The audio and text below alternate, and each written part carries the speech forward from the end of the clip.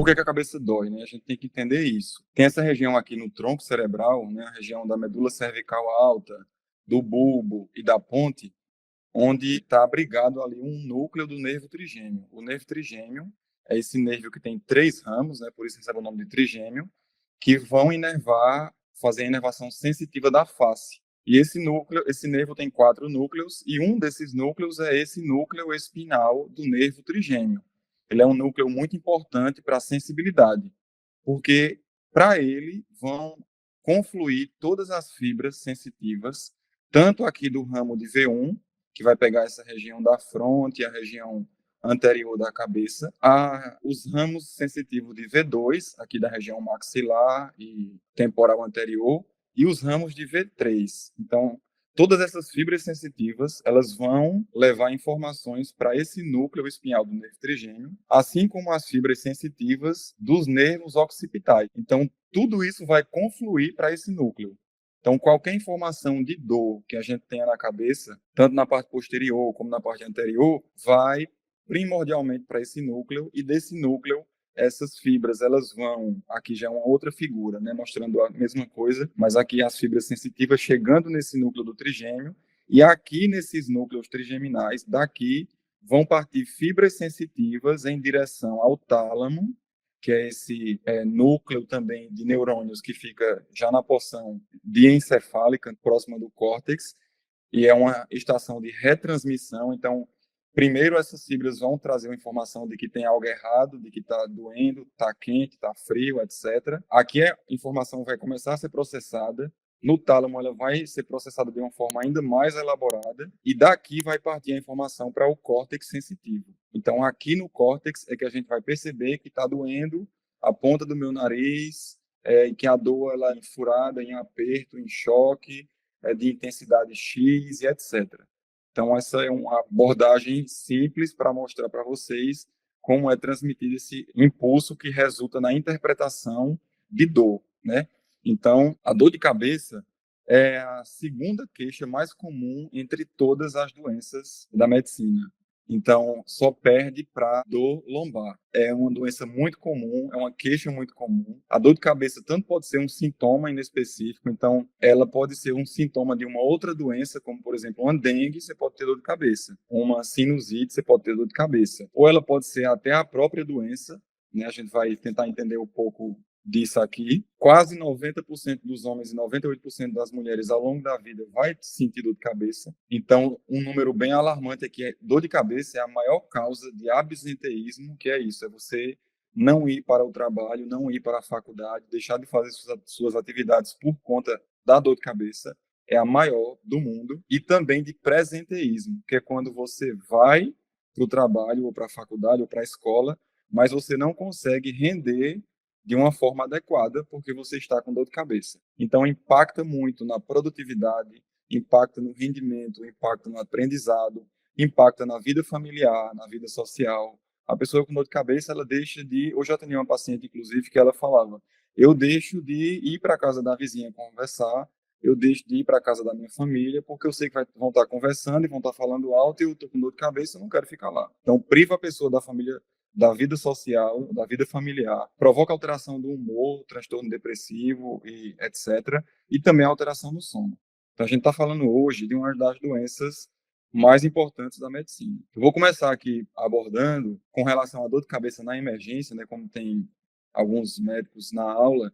Então, é importante a gente, quando está num ambiente de emergência, no pronto-socorro, a gente ter um roteirozinho na nossa cabeça para perguntar ao paciente como é essa dor de cabeça, porque pode ser um sintoma frustro, que ele está ali por uma gripe e a dor de cabeça é só mais um sintoma da gripe, mas esse paciente pode estar na emergência com uma hemorragia subaracnoide, que é uma hemorragia intracraniana potencialmente fatal.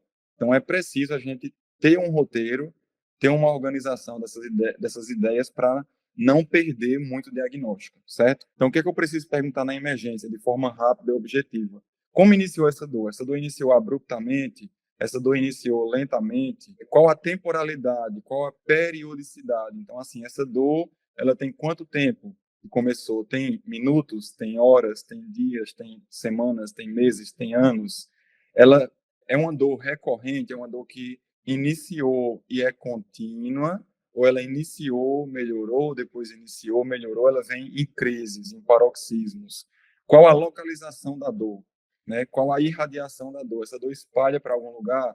Uma dor na cabeça, que, por exemplo, tem uma irradiação para a região cervical, pode ser uma cefaleia cervicogênica.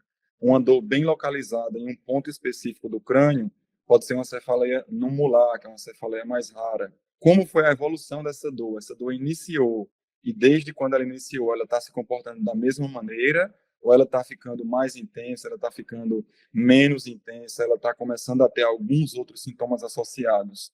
A intensidade da dor, que acaba sendo muito subjetivo, né? O paciente, ele pode ter uma dor que você considera leve, mas para ele ser uma dor muito forte.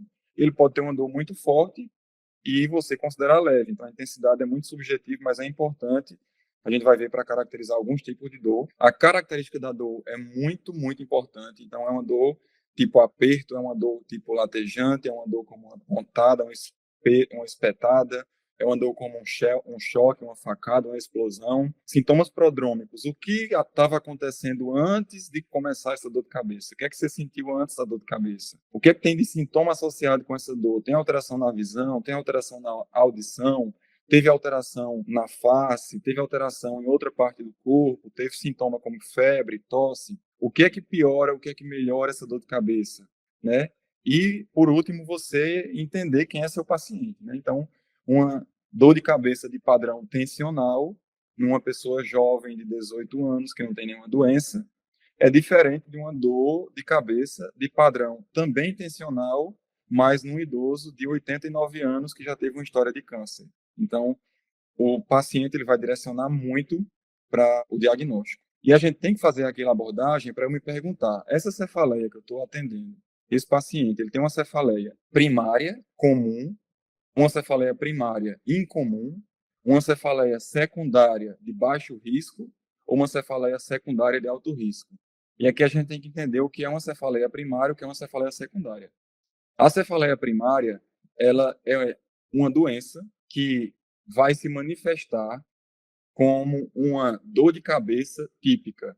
Então, você tem uma doença, uma alteração no seu sistema nervoso, seja uma alteração metabólica, seja uma alteração funcional na função, mas isso vai fazer aquela pessoa ter crises recorrentes de dor de cabeça, sempre mantendo um padrão parecido de dor e sempre mantendo um padrão parecido de sintomas associados, e que essas crises elas vão vir e elas vão ter um tempo de duração e elas vão acabar e elas vão passar um tempo sem vir e elas vão retornar. E quando você faz toda uma investigação com tomografia, ressonância, lico, você não encontra outra alteração que explique essa dor.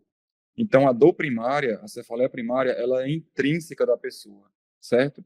É como se o sistema nervoso se desenvolvesse com a sua carga genética, né, que a gente herda dos pais, e manifestasse essa disfunção temporária, essa disfunção que ocorre de tempos em tempos, em algumas pessoas mais, em outras menos, mas que segue sempre aquele mesmo padrão. A cefaleia secundária é quando existe uma dor de cabeça, seja de qualquer tipo, mas que por trás daquela dor tem um motivo para aquele paciente ter a dor. E esse motivo não é genético. Esse motivo geralmente é estrutural. Eu tenho uma mudança em alguma estrutura do meu sistema nervoso que vai me levar a ter dor. Então, por exemplo, uma inflamação no dente é uma cefaleia secundária. A gente acha que dor de dente não é dor de cabeça, mas tudo que for do pescoço para cima é dor de cabeça. Então, a inflamação no dente é uma cefaleia secundária. Secundária é a quê? A uma periodontite. Uma dor de cabeça relacionada à sinusite é uma cefaleia secundária. Secundária é quê? A sinusite.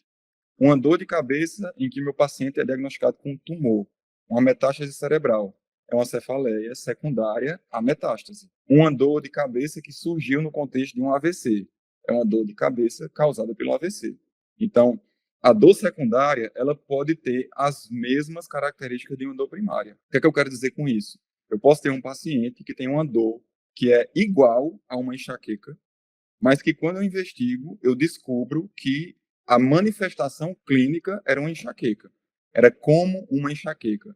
Mas aquele meu paciente, na verdade, tinha uma arterite temporal, por exemplo, inflamação da artéria temporal. Então, a dor secundária, ela pode imitar uma dor primária.